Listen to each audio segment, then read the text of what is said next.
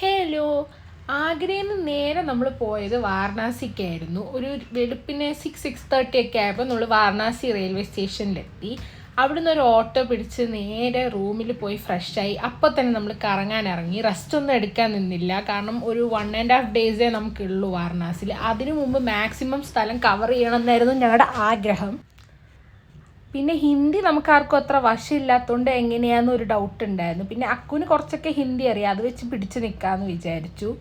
അങ്ങനെ രാവിലെ ബ്രേക്ക്ഫാസ്റ്റ് കഴിക്കാൻ വേണ്ടിയിട്ടാണ് നമ്മൾ ഫസ്റ്റ് ഈ സ്ഥലത്തെത്തിയത്. ആദ്യം നമ്മളൊക്കെ ഒന്ന് മടിച്ചു നിന്നു, കാരണം ഫുഡ് നല്ലതായിരിക്കുമോ, ഇനി പണി കിട്ടുമോ എന്നൊക്കെ വെച്ച്. പക്ഷെ വിശപ്പ് മുന്നിൽ നിൽക്കുന്നതുകൊണ്ട് അതൊക്കെ മാറ്റി വെച്ച് നമ്മളവിടുന്ന് ഫുഡ് വാങ്ങി കഴിച്ചു. ആക്ച്വലി നല്ല ടേസ്റ്റ് ഉണ്ടായിരുന്നു. നമ്മൾ ഇഡലിയും വടയാണ് കഴിച്ചേ. എനിക്കാണെങ്കിൽ ഇഡ്ഡലി തീരെ ഇഷ്ടമില്ലാത്തൊരു സാധനം, എന്നിട്ടും കണ്ടു ഞാൻ കഴിക്കുന്നത്, കാരണം അത്ര വിശപ്പായിരുന്നു അന്ന്. അങ്ങനെ ഫുഡൊക്കെ കഴിച്ച് കഴിഞ്ഞിട്ട് നമ്മൾ സൈറ്റ് സീയിങ്ങിന് വേണ്ടിയിട്ട് ഇറങ്ങിയേക്കുക. നമ്മളൊരു ഘട്ടിൻ്റെ അങ്ങോട്ടേക്കാണ് നടക്കുന്നത്. അവിടെ കുറേ ഘട്ടുണ്ട്. ഇതിപ്പോൾ ഏത് ഘട്ടാണെന്നൊന്നും എനിക്ക് ഓർമ്മയില്ല. നമ്മളൊരു 1.5 months മുന്നേ പോയ ട്രിപ്പാണിത്. എനിക്ക് എഡിറ്റ് ചെയ്യാൻ മടിയായതുകൊണ്ട് ഞാനിങ്ങനെ വെച്ചുകൊണ്ടിരിക്കുകയായിരുന്നു. പിന്നെ അവിടെ കുറേ പൂജകളുടെ കാര്യങ്ങളും, മൊത്തത്തിൽ ഭയങ്കര ഒരു ഡിവോഷണൽ അല്ലെങ്കിൽ ഒരു പോസിറ്റിവിറ്റി ഫീലായിരുന്നു ആ സ്ഥലത്തിന്.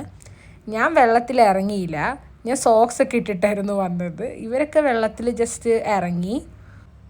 പിന്നെ അവിടുത്തെ മെയിൻ അട്രാക്ഷനായിട്ട് എനിക്ക് തോന്നിയത് ആ ബോട്ടിൽ കയറിയിട്ട് ഇങ്ങനെ സൈറ്റ് സീയിങ് പോലെ കുറേ ഘട്ടുകൾ ഇങ്ങനെ കണ്ടുപോവുക.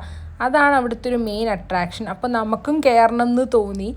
അങ്ങനെ നമ്മൾ ഇങ്ങനെ നോക്കുകയാണ് കയറാൻ വേണ്ടിയിട്ട്. ഇങ്ങനെ കുറേ ആൾക്കാരൊക്കെ അതിൽ കയറി പോകുന്നത് നമുക്ക് കാണാനും പറ്റും ഈ വീഡിയോയിൽ.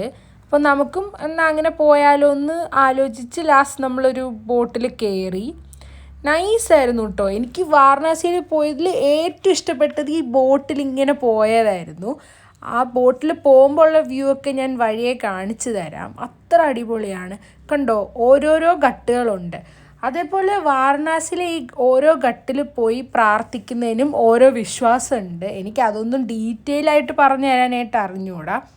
പക്ഷെ ഓരോ ഘട്ടിലും പോയി പ്രാർത്ഥിക്കുന്നത് ഓരോ കാര്യങ്ങൾക്ക് വേണ്ടിയിട്ടാണെന്നാണ് പറയപ്പെടുന്നത്. അങ്ങനെ നമ്മളിങ്ങനെ കുറേ ബോട്ടിലിരുന്ന് പോയി. ആക്ച്വലി ഇതിൻ്റെ കുറേ വീഡിയോസൊക്കെ ഞാൻ എൻ്റെ ഇൻസ്റ്റഗ്രാമിലും പോസ്റ്റ് ചെയ്തിട്ടുണ്ട്. ഇപ്പോൾ ഇത് കാണുമ്പോൾ എനിക്ക് ഭയങ്കര മിസ് ചെയ്യണ പോലെ തോന്നും. ഒന്നുകൂടെ പോയി ഇതൊക്കെ കാണാൻ വേണ്ടിയിട്ട് തോന്നും. അങ്ങനെ ബാക്കിയുള്ള കാര്യങ്ങൾ ഇനി നെക്സ്റ്റ് വീഡിയോയിൽ കാണാം. അപ്പോൾ ഓക്കെ, ബൈ.